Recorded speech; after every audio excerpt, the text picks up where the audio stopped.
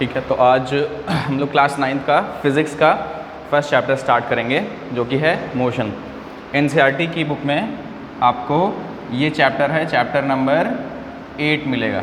Chapter number 8 जो होगा वो क्या होगा, मोशन, एनसीईआरटी के अकॉर्डिंग। और ये फिज़िक्स का पहला चैप्टर है। ठीक है, तो इसके बारे में हम आज इस लेक्चर में पढ़ेंगे। तो सबसे पहले हम जानते हैं कि मोशन क्या होता है, समझते हैं कि व्हाट इज़ मोशन। मोशन से अगर कोई भी जनरल मैं पूछूं कि जनरल व्यू आपका क्या है कि मोशन क्या होता है, तो मोशन सुना सुना लगता है और इसका मतलब जनरली लोग क्या समझते हैं, मूवमेंट। क्या होता है, एक जगह से दूसरी जगह मूव करना ही क्या कहलाता है, मोशन कहलाता है। तो इसकी पर्टिकुलर डेफिनेशन हम देखते हैं।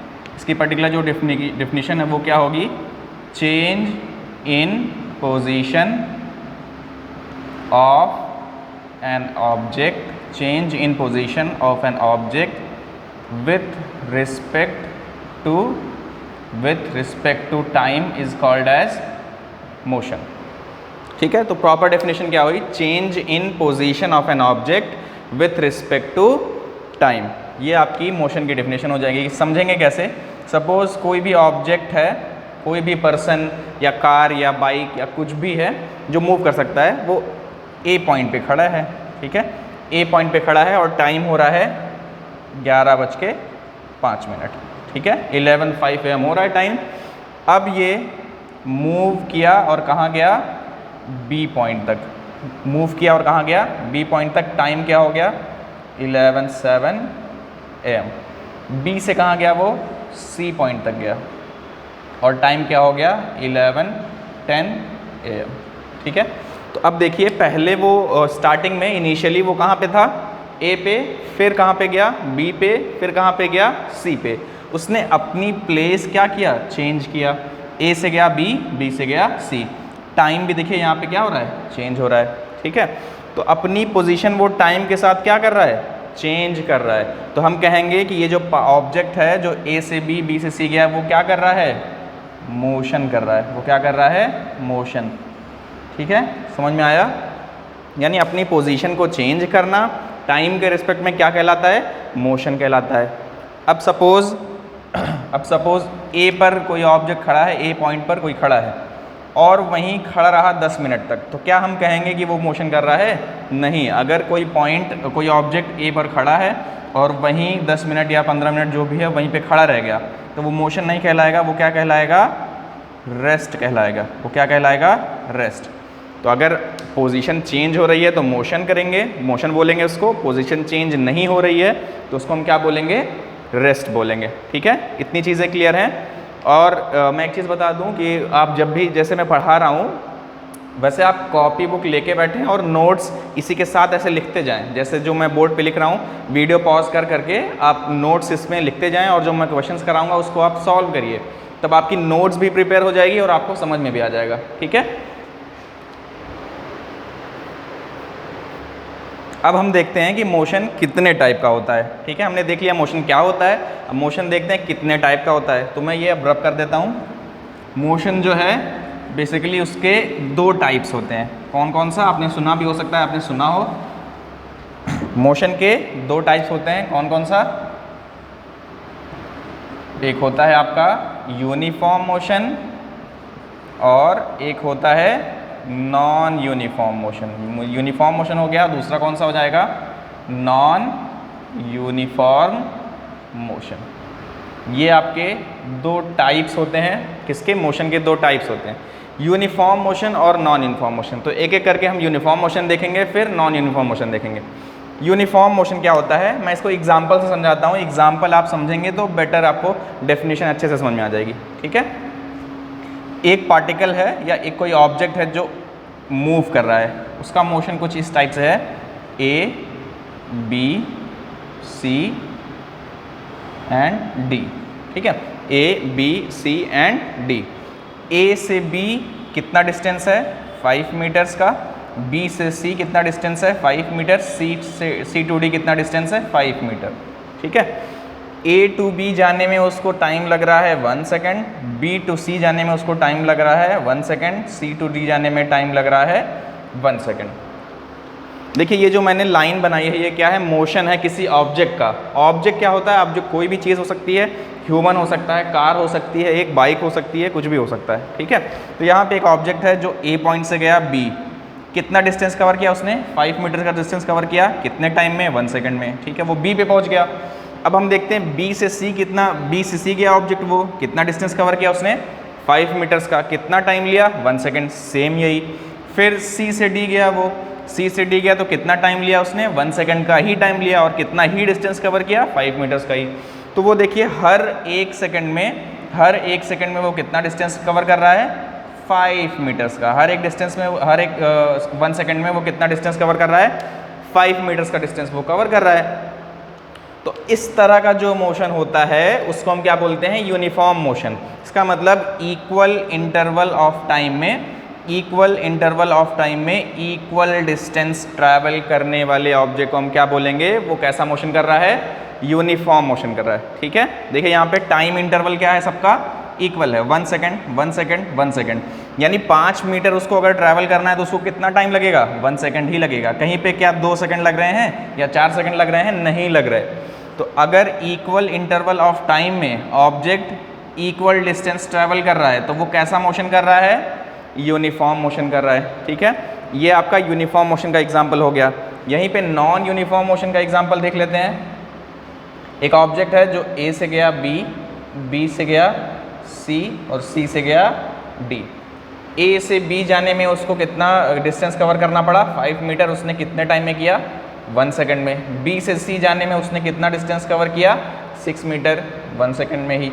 सी से डी जाने में उसने कितना डिस्टेंस कवर किया, 4 मीटर, कितने टाइम में, 1 सेकंड में ही, ठीक है। समझ में आया। अब यहाँ पे और यहाँ पे कुछ चेंजेस हैं। पहले देखिए आप, यहाँ पहले फर्स्ट सेकंड में कितना डिस्टेंस कवर कर रहा है वो, 5 मीटर का, यहाँ भी सेम, फर्स्ट सेकंड में 5 मीटर। इसके बाद की जो स्टोरी है वो दोनों में चेंज हो रही है कि यहाँ नेक्स्ट 1 सेकंड में उसने 5 मीटर ही कवर किया है, लेकिन यहाँ पे 1 सेकंड में उसने कितना कवर कर लिया, 6 मीटर कवर कर लिया, ठीक है। फिर देखिए यहाँ पे नेक्स्ट 1 सेकंड में यहाँ पे कितना कवर कर रहा है, 5, लेकिन यहाँ पे 1 सेकंड में 4 कर रहा है।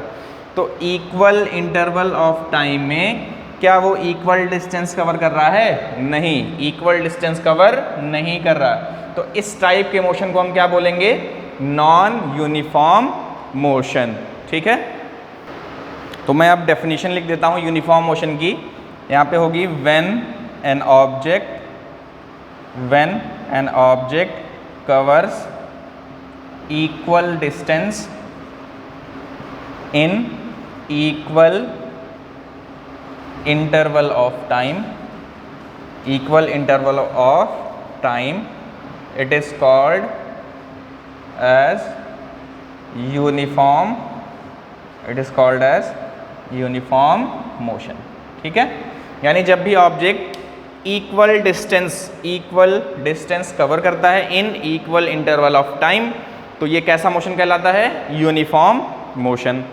दूसरा यहाँ पे हो जाएगा, यहाँ पे क्या डेफिनेशन हो जाएगी, when an object covers unequal distance, दोनों में क्या हो जाएगा, यहाँ पे equal distance था, यहाँ पे क्या हो जाएगा, unequal distance in either equal or unequal interval of time, it is called as non-uniform motion, ठीक है। तो मैंने यहाँ पे डेफिनेशन लिख दी है, आप डेफिनेशन को अपनी नोट्स में कॉपी कर लो, ठीक है। साफ साफ लिखिए ताकि मैं जब आपको खुद को समझ में आए, इस तरह से लिखिए, ठीक है ना। तो एक बार मैं फिर से बता देता हूँ, रिवाइज करा दे रहा हूँ कि मोशन क्या होता है। मोशन होता है जब कोई ऑब्जेक्ट अपनी पोजीशन चेंज करे टाइम के साथ, तो वो क्या कहलाता है, मोशन कहलाता है, ठीक है। मोशन के कितने टाइप्स होते हैं, 2 टाइप्स होते हैं, कौन कौन सा, uniform motion and non uniform motion. अब यूनिफॉर्म मोशन क्या होता है, जब कोई ऑब्जेक्ट इक्वल डिस्टेंस ट्रैवल करे in equal interval of time, यानी हर 1 सेकंड या हर 2 सेकंड में वो कितना डिस्टेंस ट्रैवल करे, इक्वल डिस्टेंस। जैसे फर्स्ट सेकंड में सपोज फर्स्ट 2 सेकेंड्स में उतने 6 मीटर कवर किया, तो अगले 2 सेकेंड्स में भी वो कितना कवर करे? 6 मीटर। अगले 2 सेकेंड्स में भी वो कितना कवर करे? 6 मीटर। अगले 2 सेकेंड्स में भी वो कितना कवर करे? 6 मीटर। ऐसे टाइप के मोशन को हम क्या बोलेंगे? Uniform motion. लेकिन जब ऑब्जेक्ट पहले 2 सेकेंड में 6 मीटर किया उसने, अगले 2 सेकेंड में उसने 8 मीटर कर दिए, फिर अगले 2 सेकेंड में उसने 5 मीटर ही किया, तो ऐसे मोशन को हम क्या बोलेंगे? Non uniform motion. ठीक है, तो आपको आई होप ये समझ में आया होगा, और इसको आप नोट कर लीजिए। इसके आगे फिर हम दूसरे आगे बढ़ते हैं। तो अब मैं इसको रब कर रहा हूँ और हम आगे बढ़ते हैं। ठीक है, इसको मैं रब कर रहा हूँ, अब आगे बढ़ते हैं।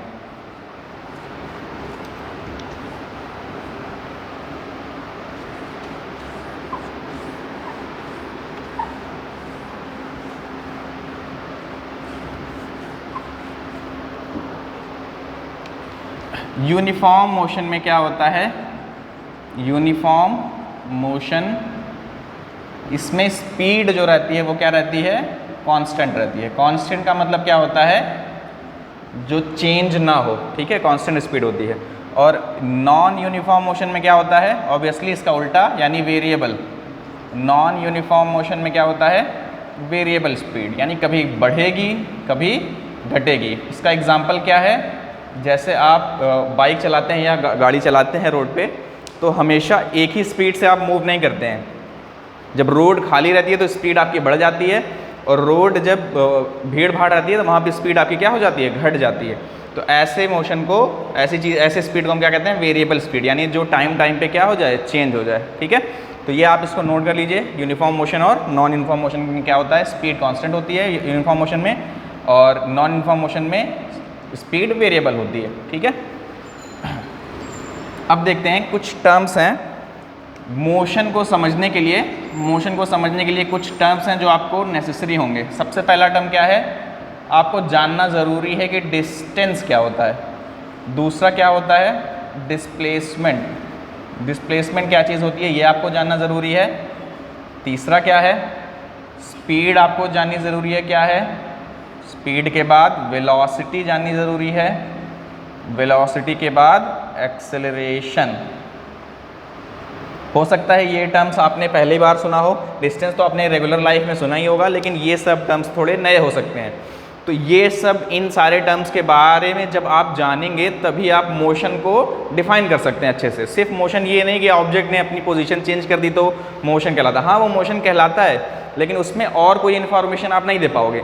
जब आपको ये पता होगा कितना डिस्टेंस ट्रैवल किया, कितना डिस्प्लेसमेंट हुआ, क्या स्पीड थी, क्या वेलोसिटी थी, क्या एक्सेलरेशन से मूव कर रहा था, तब आप उस किसी ऑब्जेक्ट के मोशन की पूरी जानकारी, पूरी इन्फॉर्मेशन आप इसमें दे पाओगे। तो हम 1 बाय 1 करके डिस्टेंस पढ़ेंगे, फिर डिस्प्लेसमेंट, फिर स्पीड, फिर वेलोसिटी, फिर एक्सेलरेशन। अब स्पीड में एक और होती है एवरेज स्पीड। ठीक है, एवरेज स्पीड भी पढ़ेंगे और एवरेज वेलोसिटी भी पढ़ेंगे। ठीक है, ये एक एक करके हम ये सारे टर्म्स पढ़ेंगे। ठीक है, तो सबसे पहले आते हैं डिस्टेंस पे, देखते हैं कि डिस्टेंस क्या होता है। बाकी की सारी चीज़ें मैं रब कर दे रहा हूँ। डिस्टेंस क्या होता है? आपने बेसिकली सुना होगा डिस्टेंस का मतलब क्या होता है? दूरी। ठीक है, दूरी दो चीज़ों के बीच की, दो चीज़ें, जैसे कोई एक ऑब्जेक्ट यहाँ है, एक पर्सन कोई यहाँ पे है, ये ए पर्सन है, और दूसरा पर्सन कहाँ है? यहाँ पे बी। तो मैं अगर पूछूं ए और बी के बीच में कितना डिस्टेंस है, तो आप क्या बताओगे कि कैसे मेजर करोगे इस डिस्टेंस को? इनके बीच में जो पाथ है, यानी ये अगर चल के आए हैं पास तो यहाँ पे मिलेंगे, तो इनके बीच में जो पाथ है, इस पाथ की अगर लेंथ को हम मेजर कर लें तो यही चीज़ क्या हो जाएगी? डिस्टेंस हो जाएगी। ठीक है, तो डिस्टेंस बेसिकली क्या होता है? Path length. Path length, total path length, यही होता है हमारा डिस्टेंस होता है। ठीक है, और अच्छे से समझेंगे। एक पर्सन है ए जो यहाँ पे इस पॉइंट पे था, यहाँ गया बी पॉइंट पे, ए से कहाँ गया? बी, जो कि 3 मीटर्स की डिस्टेंस पे, 3 मीटर इसकी लंबाई है। फिर कहाँ गया? सी पे, जो कि 4 मीटर्स है। ठीक है, तो अगर मैं पूछूं कि इस केस में डिस्टेंस क्या है, ठीक है, तो आप क्या देखोगे कि ए चल के गया है, बी इस रास्ते से गया है, फिर उसने राइट टर्न लिया है और नीचे आ गया। ठीक है, यहाँ चला है। तो जो पाथ है आपका, यही तो पाथ है, यही आपका पाथ होगा और ये भी आपका पाथ है, ठीक है। तो इसी पाथ, तो मैंने यहाँ पे टोटल लिखा हुआ, टोटल मतलब इन दोनों का सम होगा। तो पाथ ये 3 मीटर का है, ये वाला पाथ 4 मीटर का है, तो 4 + 3 7 मीटर हम जब बता देंगे तो 7 मीटर हमारा क्या हो जाएगा, डिस्टेंस हो जाएगा। यानी जिस पाथ पे आप चल रहे हैं उस पाथ की टोटल लेंथ, लेंथ का मतलब लंबाई, उस पाथ की टोटल लेंथ ही क्या कहलाती है, डिस्टेंस कहलाती है, ठीक है। समझ में आ गया हो। एग्जाम्पल काफ़ी इजी सा वो है। डिस्टेंस आपने कॉमनली घर में भी सुना होगा कि मतलब लखनऊ से लेके कानपुर के बीच का डिस्टेंस क्या है, तो वो क्या है, लखनऊ से कानपुर के बीच का जो पाथ है उसकी जो लंबाई है वही चीज़ क्या कहलाती है, डिस्टेंस कहलाती है, ठीक है। ये समझ में आ गया होगा। तो मैं प्रॉपर वे में डेफिनेशन लिख देता हूँ कि डिस्टेंस की डेफिनेशन क्या होती है। डिस्टेंस की डेफिनेशन होती है total path length is called as distance, is called as distance, यानी जो पाथ की टोटल लेंथ होती है उसको हम क्या बोलते हैं, डिस्टेंस, ठीक है। अब डिस्टेंस हम फाइंड कैसे करेंगे, इसका एक एग्जांपल देख लेते हैं। इसका एग्जांपल लेते हैं कि कैसे डिस्टेंस को फाइंड करेंगे, ठीक है। एक ऑब्जेक्ट है जो ए पॉइंट पे खड़ा था, कहाँ गया, बी पॉइंट पे गया, बी से कहाँ गया, सी पे गया, सी से कहाँ गया, डी गया, डी से कहाँ गया, ई गया। ए से बी जो पाथ है उसकी लेंथ है 3 मीटर्स की, बी से सी जो है उसकी 2 मीटर्स की, सी से डी जो है 2 मीटर्स, डी से ई है उसकी भी 2 मीटर्स की है, ठीक है। समझ में आ गया। ये ट्रैवल उसने किया है, तो ए से बी गया, बी से सी गया, सी से डी गया, डी से ई गया, ठीक है ना।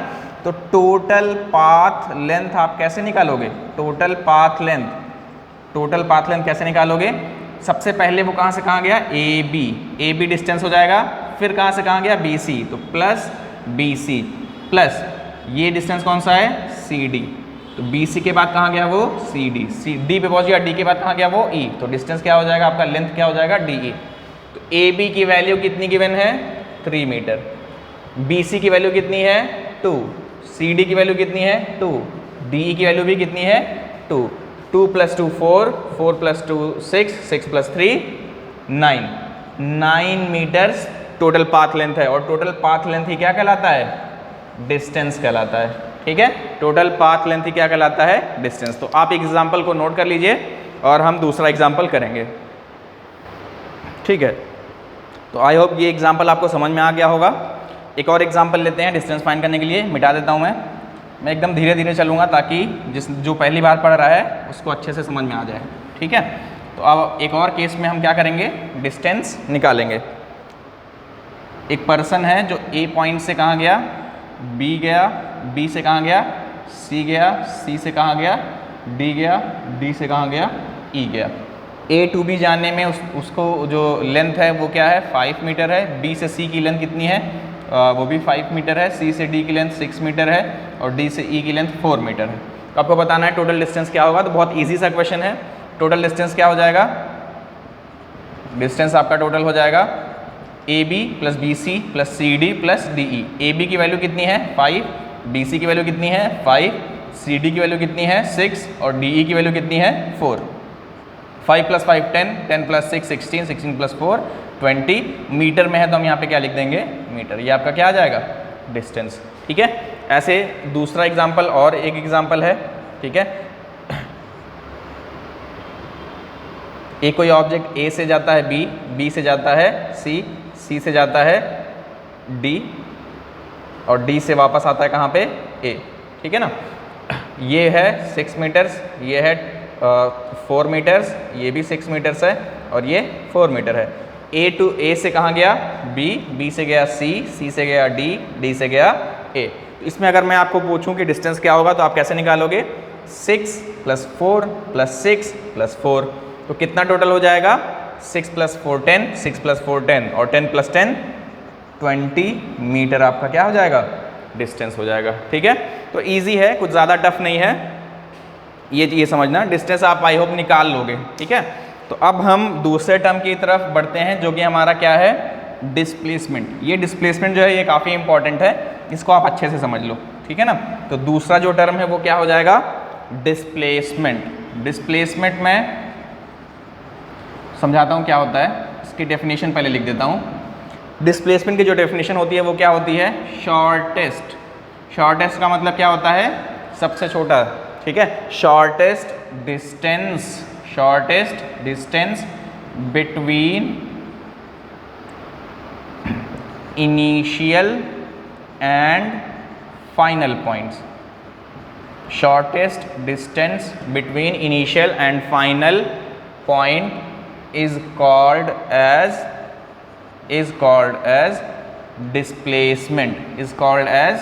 डिस्प्लेसमेंट, ठीक है। तो डिस्प्लेसमेंट पहले हेडिंग डालिए और ये डेफिनेशन लिख लीजिए, इसके बाद मैं समझाता हूँ आप।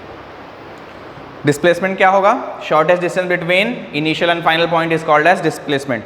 इनिशियल एंड फाइनल पॉइंट क्या होता है, सपोज कोई ऑब्जेक्ट है, ए पॉइंट से स्टार्ट करता है, बी जाता है, बी से सी गया, सी से डी गया, डी से ई गया, ई से एफ गया, ठीक है, ये होगा।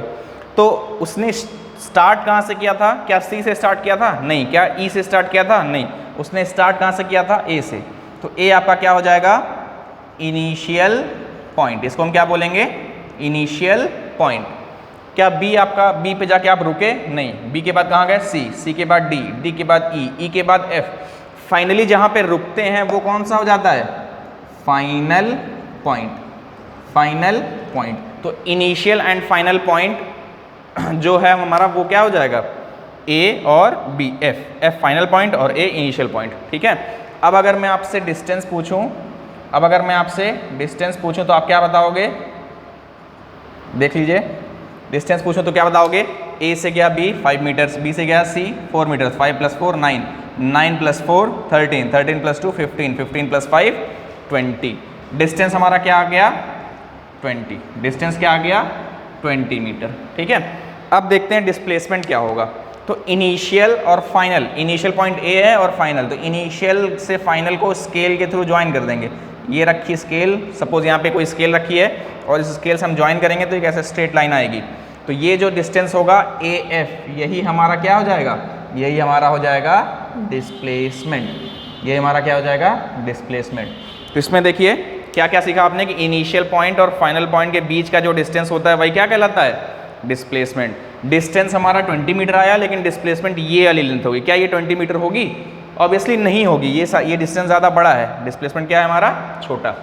तो बेसिकली डिस्प्लेसमेंट क्या होता है, दो पॉइंट ले लीजिए, उसके बीच में जो शॉर्टेस्ट डिस्टेंस होगा वही क्या कहलाएगा, डिस्प्लेसमेंट कहलाएगा। इसको एक एग्जांपल से मैं समझाता हूँ, ये मैं रब कर देता हूँ, ठीक है, ये रब कर दे रहा हूँ, एक एग्जांपल से मैं समझाता हूँ।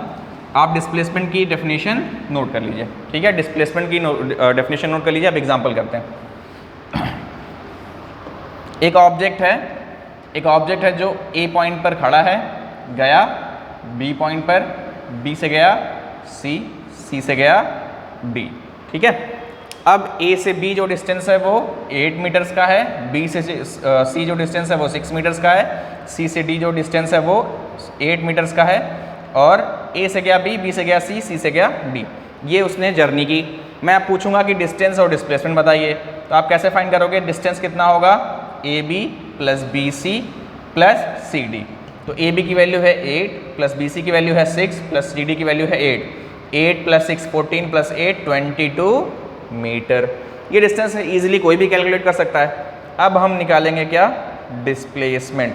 क्या निकालेंगे, डिस्प्लेसमेंट, ठीक है। डिस्प्लेसमेंट कैसे निकालेंगे, देखिए इनिशियल पॉइंट कौन सा है, ए, फाइनल पॉइंट कौन सा है, डी। तो आपका जो डिस्टेंस हो जाएगा, डिस्प्लेसमेंट हो जाएगा वो क्या होगा, ए डी, ये डिस्टेंस ए डी। तो ये ए डी किसके इक्वल होगा, 6 मीटर के इक्वल होगा। तो ये आपका डिस्प्लेसमेंट आ गया 6 मीटर। तो देखिए एक क्वेश्चन में डिस्टेंस कितना है, 22 मीटर, और डिस्प्लेसमेंट कितना आ गया है, 6 मीटर आ गया है, ठीक है। तो इस तरह से हम क्या करेंगे, इनिशियल और फाइनल के बीच को ज्वाइन करेंगे, और जो लेंथ होगी वही आपका क्या हो जाएगा, डिस्प्लेसमेंट हो जाएगा। तो डिस्टेंस और डिस्प्लेसमेंट क्या है, सेम है, डिस्टेंस बड़ा है और डिस्प्लेसमेंट क्या है, छोटा है, ठीक है। तो ये चीज़ें समझ में आ गई। डिस्प्लेसमेंट में और भी काफ़ी सारे पॉइंट्स हैं, तो इतना आप समझ जाइए। इसके बाद मैं नेक्स्ट लेक्चर में डिस्प्लेसमेंट और स्पीड और वेलोसिटी के बारे में डिस्कस करूंगा, ठीक है। तो इतना आप नोट कर लीजिए, और जो मैंने कराया है उसको फिर से एक बार अपने से खुद से ट्राई करिए क्वेश्चन सॉल्व करने का, तब आपको समझ में आएगा, डिस्प्लेसमेंट तक रिवाइज कर लीजिए। मैं नेक्स्ट क्लास जब लूँगा, नेक्स्ट लेक्चर लूँगा तो उसमें डिस्प्लेसमेंट के आगे और उसकी कुछ प्रॉपर्टीज़ और बताऊँगा। ठीक है, थैंक यू।